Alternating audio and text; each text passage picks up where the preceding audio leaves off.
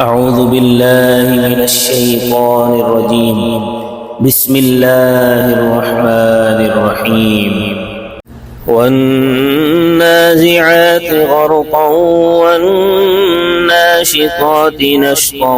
والسابحات سبحا فالسابقات سبقا فالمدبرات أمرا يوم ترجف الراجفة تتبعها الرادفة قلوب يومئذ واجفة أبصارها خاشعة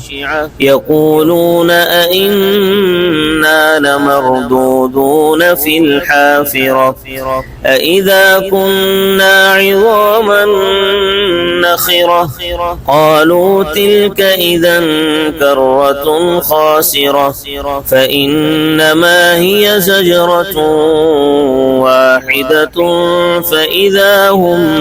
بالساهرة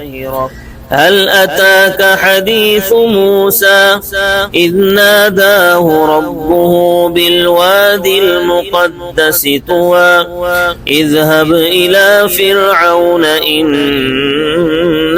طغى فقل هل لك إلى أن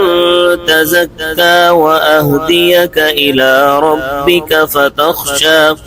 فأراه الآية الكبرى فكذب وعصى ثم أدبر يسعى فحشر فنادى فقال أنا ربكم الأعلى فأخذه الله نكال الآخرة والأولى إن في ذلك لعبرة لمن يخشى أأنتم أشد خلقا أم السماء بناها رفع سمكها فسواها وأغطش ليلها وأخرج ضحاها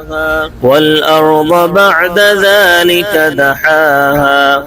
أخرج منها ماءها ومرعاها والجبال أرساها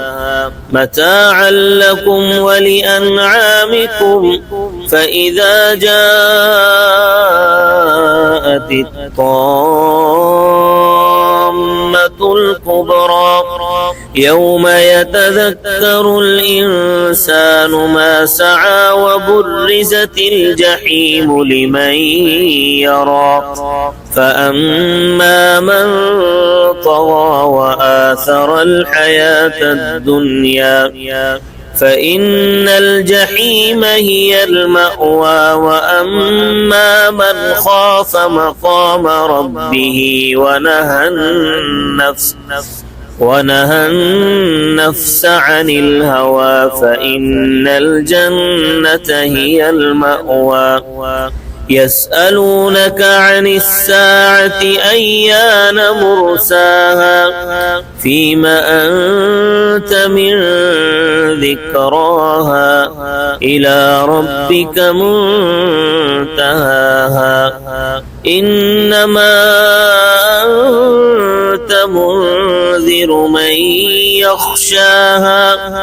كأنهم يوم يرونها لم يلبثوا